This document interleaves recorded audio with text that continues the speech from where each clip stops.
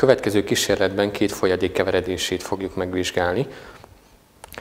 Ehhez egy kád vizet használok, és egy kis málnaszörpöt fogok beletölteni. Azt kell megvizsgálnunk, hogyan fog viselkedni a málnaszörp, hogyha beleöntöm a vízbe, majd aztán várunk vele egy kicsit, és megnézzük utána, mi történt ezekkel a folyadékokkal. Lássuk.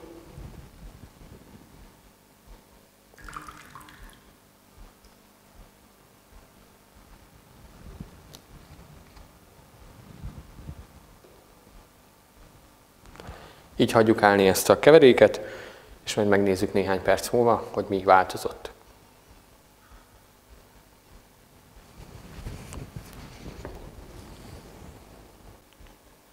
Amint látható, a két folyadék keverés, illetve külső hatás nélkül elkeveredett egymással. Jól látható, hogy az egész folyadéknak a színe megváltozott.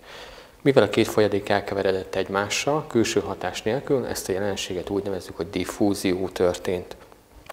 Ez pedig annak következtében történt, hogy a folyadékok részecskéi folyamatos mozgásban vannak, nyüzsögnek, nem állnak meg egy helyen, és a nagyobb hőmérséklet, illetve a hő hatására folyamatos a mozgásuk. Minél magasabb a hőmérsékletük, annál gyorsabban fognak mozogni. Hogyha ezt is elkezdenénk melegíteni, akkor még hamarabb lejátszódna ez a változás.